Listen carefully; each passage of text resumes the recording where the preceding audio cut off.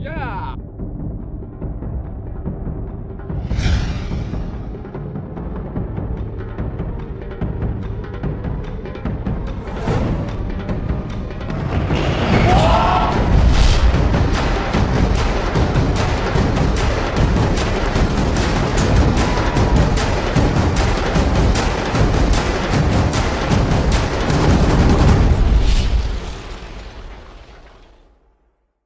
Sveiki!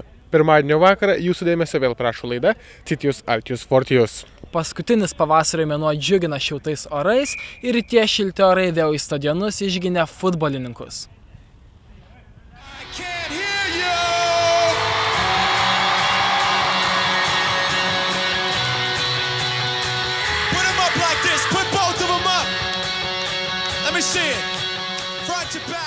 Pirmosiose turo rungtynėse Saulėtekio derbyje Vilniaus Gedimino technikos universiteto ir Vilniaus universiteto rungtynės išsiskyrė be įvarčių įspėjimų ir pašalinimų. Mačas baigėsi rezultatu 0-0. O jau antradienį VU komanda svečiavosi pas Kauno technologijos universiteto futbolininkus ir pralaimėjo jiems rezultatu 1-0. Įvartį rungtynių pradžioje 13 minutę pelnė Edgaras Prieskinis. Ši pergalė tik dar labiau sustiprino kitų ekipos šansus pakovoti dėl medalių šiame Lietuvos studentų futbolo lygos čempionate. Ką galėčiau pasakyti, pirmos rungtynės namuose. Ir ant natūralios dangos, prieš tai lošim rungtynės Šiauliuose ant dirbtinos dangos, tai labai didelis skirtumas. Ir jaučiasi iš karto žaidėjai, atrodo kaip nesavoj lėkštėj, trupučiuką, bet malonu tik tiek, kad iškovojom 3 taškus.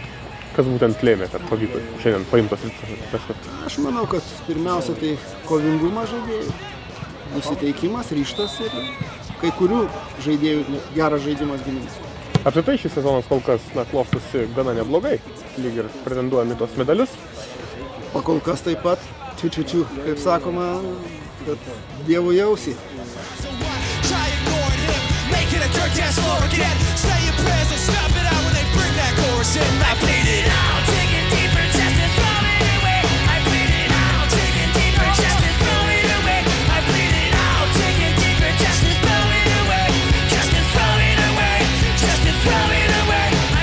Kitose turo rungtynėse įtikinamą pergalę iškovojo Lietuvos kūno kultūros akademijos ekipa. Rezultatyviose rungtynėse 4-1 įveikusi Aleksandro Stulginskio universiteto komanda. Pastaroji ekipa po Aivaro Galvelio įvarčio pirmavo, tačiau LKK komandoje pasižymėjo Ignas Šileika, Edmundas Pukys, Manvydas Kiotis ir Rokas Garastas ir užtikrintą pergalę iškovojo akademijos ekipa. Kitas pirmenybių turas prasidės gegužės 14 dieną. Savaitgalį KTU cheminės technologijos fakulteto sporto salėje lankėsi garbūs svečiai. Vyko Lietuvos universiados atidarymo šventė.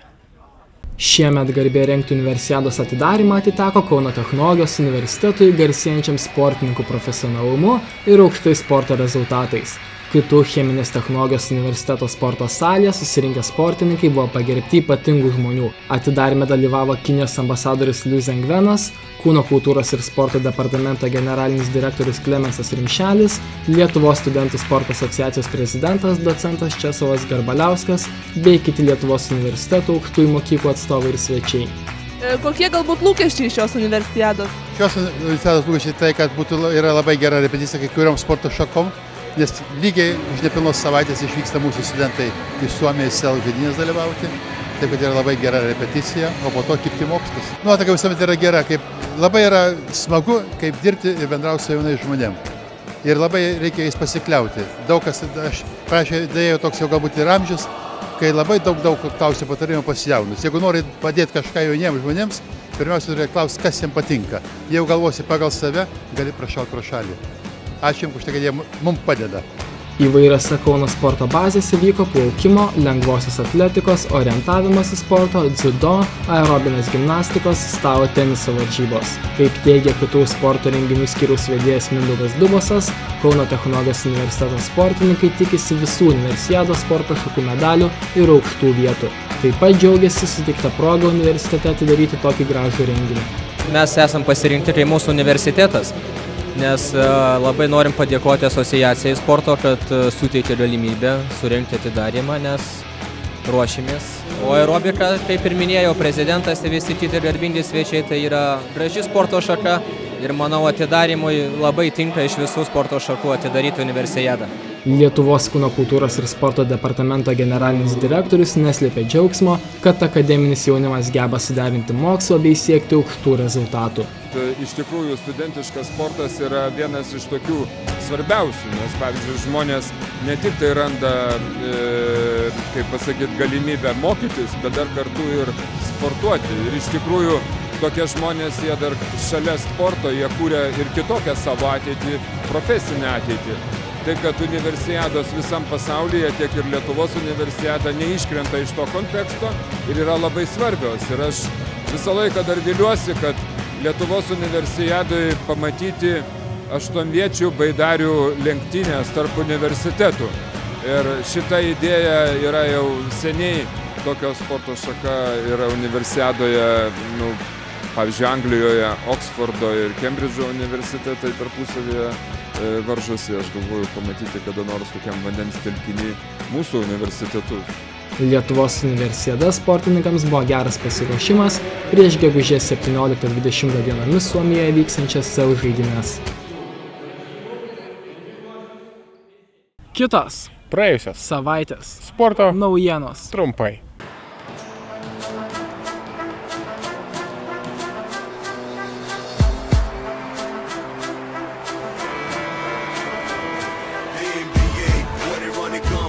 Jau ne pirmas pavasaris, kai Lietuvų kūno kultūros ir sporto centras pirmosiomis gegužės mėnesio dienomis sukviečia studentus pasivaržyti krepšinio aikštelėje, tačiau trijulės varžosi po dienos darbų, mokslo ir kitų rūpesčių naktį. Šį kartą organizuotas turnyras nesulaukė labai didelio dalyvių skaičiaus. Norą varžytis dėl čempionų vardų pareiškė 19 komandų.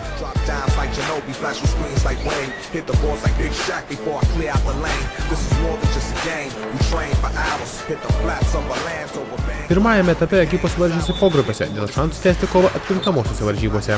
Jas pateko tik 8 ekipos, kurios tęsti kovą dėl apdovanojimų. Antrajame etape geriausiai sekėsi ekipai moliniai medaliai, kurie įveikė visus varžovus atkrintamosiose varžybose ir tapo čempionais. Finale 12-7 nugalėjo komanda Audis sako taip, kurie mūšiai dėl bronzos 6-5 palaužė komandą Domino.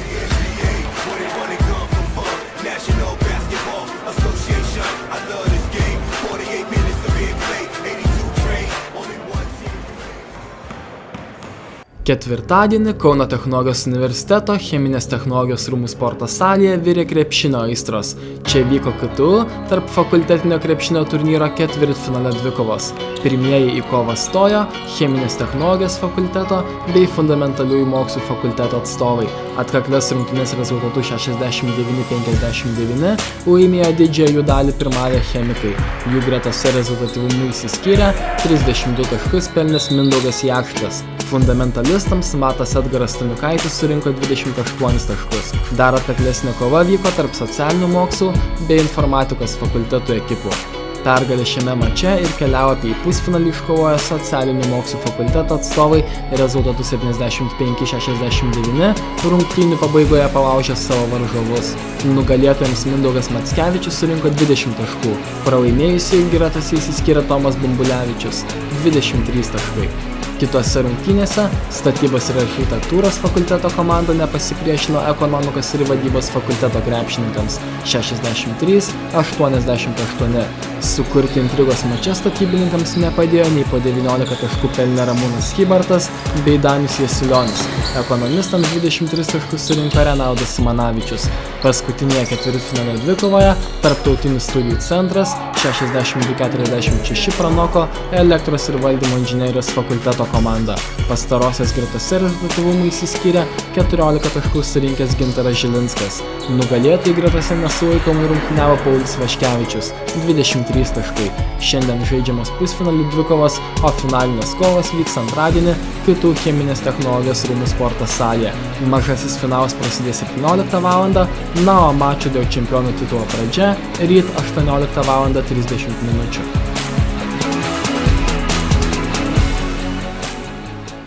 Šį savaitgalį Vilniuje vyko 7-osios Lietuvos badmintono taurės varžybų finalinis etapas, kuriame dalyvavo 6 mūsų universiteto badmintonininkai. Turnyre mūsiškiams pavyko iškovoti net 5 nugalėtojų taures. Fundamentaliųjų mokslų fakulteto studentas Lukas Litvinas poroje su SM vadybos ir ekonomikos universiteto studente Emilija Lečaitė mišrių dvejetų rungtyje bendroje įskaitoje užėmė 1 vietą. Moterų dvejetų rungtyje fundamentaliųjų mokslų fakulteto studentė Indrė Starevičiūtė žaisdama poroje su kitų badmintono trenerė Rasa Šulnienė ir finaliniame etape ir bendroje įskaitoje džiaugėsi pergalę. Ekonomikos ir vadybos fakulteto studentė Erika Noreikaitė moterų dvejetų rungtyje kartu su Emilija Lečaitė paskutinėme etape ir bendroje įskaitoje liko 3. Gintautė Riuaitė mišraus dvejetų rungtyje B pogrupėje poroje su Vytauto Didžiojo universiteto studentu Evaldu Bradūnu galutinėje įskaitoje užėmė 1 vietą. Moterų vienetų rungtyje 1 vietą iškovojo trenerė Rasa Šulnienė, o vyrų vienetų rungtyje Kęstutis Navickas dėl traumos startavo tik paskutinėme etape, kuriame užėmė 1 vietą, o galutinėje taškų lentelėje į 10-tuką nepateko. Tai tiek sporto naujienų šiandien, gaila, bet greitai prabėgo tas keletas mūsų laidai skirtų minučių, na bet Mes pasimatysime lygiai po savaitės 20:25 tik per Kobra TV.